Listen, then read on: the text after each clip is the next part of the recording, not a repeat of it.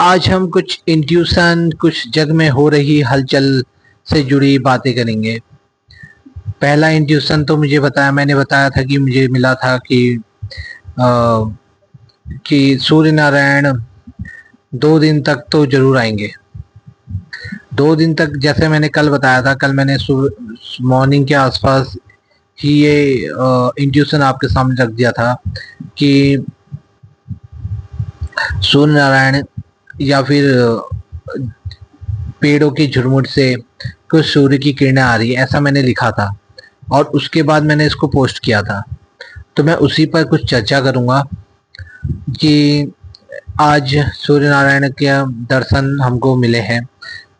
आजकल मतलब पहाड़ी इलाकों में कुछ ऐसी जगह पे क्लाउड बर्स्ट तो हो रहा है, लेकिन शहर तराई क्षेत्र में, तराई सॉरी, उसको क्या कहते हैं, भावर साइड, भावर भावर बेसिकली उसको भावर कहते हैं, जहाँ पे मैदानी क्षेत्र रहता है। मैदानी क्षेत्र में कुछ जगह पे भारी बारिश हो सकती थी, लेकिन हुआ ये कि मुझे जैसे इंट्यूशन मिला कि आज धूप आने वाली है, तो वो धूप आई भी और आपने देखा कि आज दिन भर धूप रही।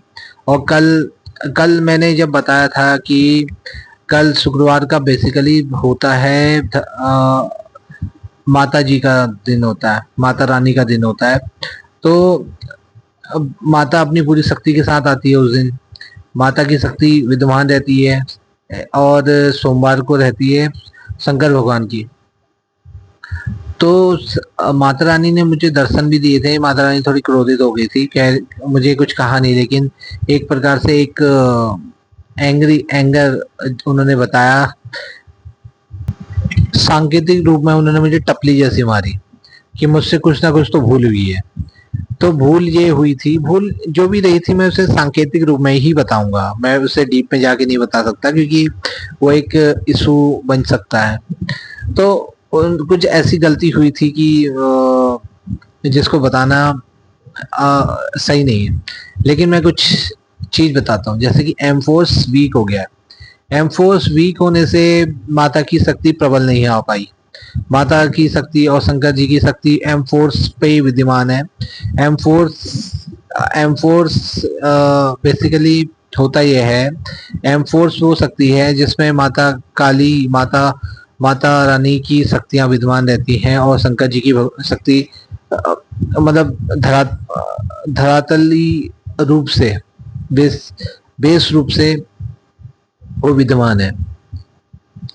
जैसे एम फोर्स को कुछ समय के लिए, जब तक सतयुग प्रकट होता है, सतयुग लाने के लिए या फिर विनाश काल लाने के लिए उस शक्ति को भेजा गया है।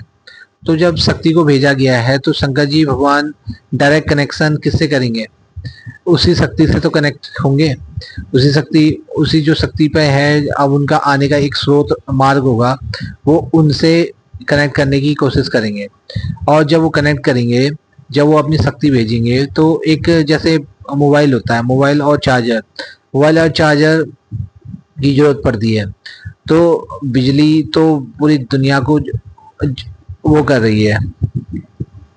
जैसे बिजली तो दुनिया को पूरा रोशन करती है अंधेरा होने के बाद, वैसे ही एक चार्जर होता है। चार्जर कनेक्ट करता है। जैसे वो जो एम फोर्स को ये समझ लो एक चार्जर के रूप में है और दुनिया को समझ लो मोबाइल के रूप में।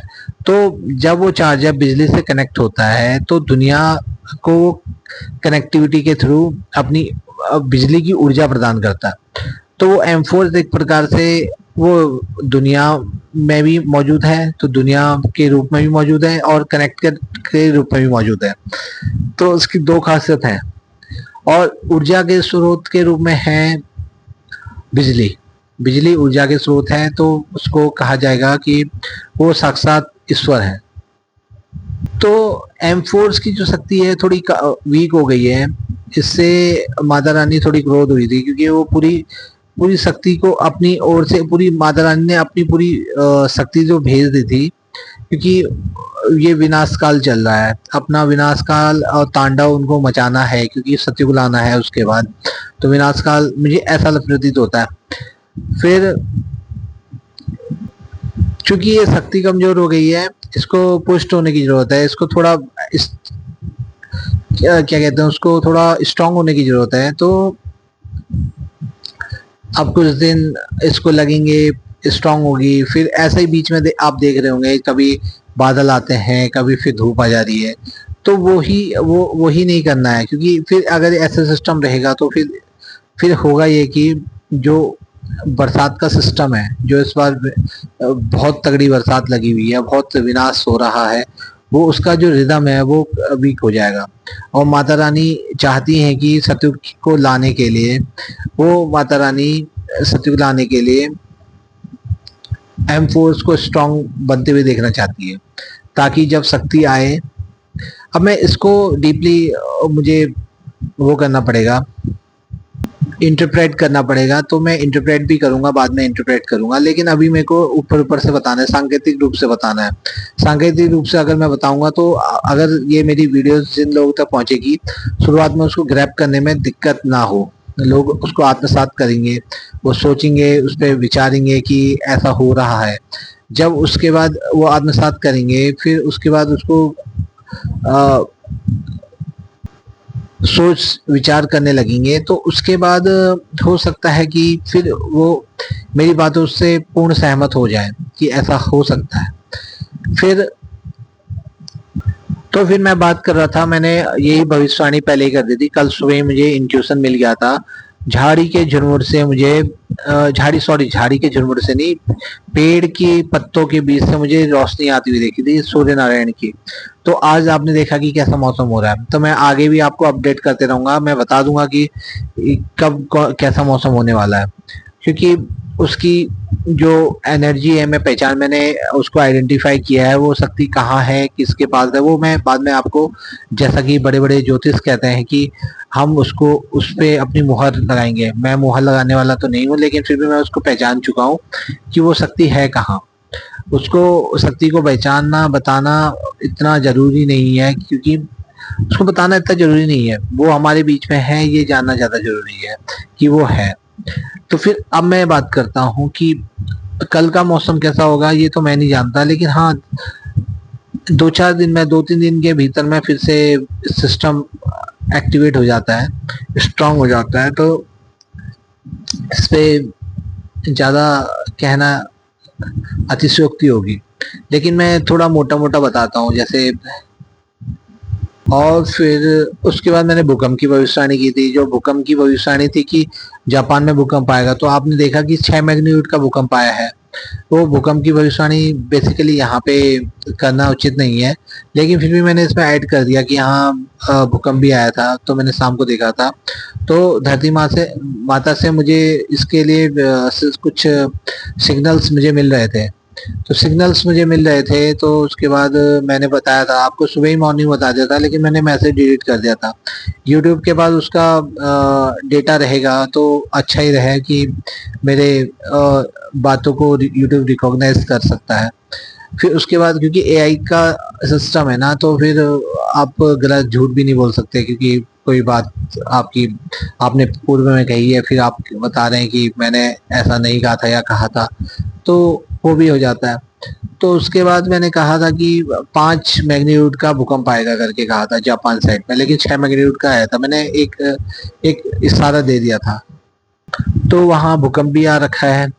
और फिर मैंने ये भी बताया था कि थोड़े भूकंप वीक हो जाएंगे, क्योंकि एम फोर्स थोड़ा वीक हो गया है, एम फोर्स वीक होने के कारण भूकंप की स्थिति, एक आध जो भूकंप है 6 मैग्नीट्यूड के आ सकते हैं, तो ऐसा हुआ भी। और अब भूकंप थोड़े से स्लाइटली कमजोर हो रहे हैं, कुछ दिनों के बाद वो फिर से तेजी से बढ़ने लग जाएंगे। जैसा कि मैं बताता हूँ कि हमेशा 10 दिन का अंतराल में हम शक्ति का एम फोर्स की शक्ति का परीक्षण करते हैं। तो एम फोर्स की शक्ति पुष्ट हो रही है या नहीं हो रही है, वो हमारे पर्यावरण में विद्यमान है वो शक्ति, तो उसको मैं ऐसे समय में बताऊंगा जब आप पूर्णतः मेरी बात पे सहमत होने लग जाएंगे। फिर मैं वो मुद्दा उठाने की कोशिश करूंगा कि ऐसा है। फिर उसके बाद क्या हुआ था कि जब एम फोर्स वीक हो रहा है, तो भूकंप की जो स्थितियां हैं वो भी थोड़ी वीक हो जाएंगी, क्योंकि जैसे अब 2-4 दिन के बाद भूकंप की स्थिति जब मजबूत हो जाएंगी, तो भूकंपी गतिविधियां भी बढ़ने लग जाएंगे। अब मैं थोड़ी नेक्स्ट वीडियो बनाता हूँ क्योंकि ये 10 मिनट की हो गई है, तो मुझे लगता है कि यहाँ पे थोड़ा सा ब्रेक लेना चाहिए। मैं एक वीडियो के साथ आपको जल्द मिलता हूँ। Thank you.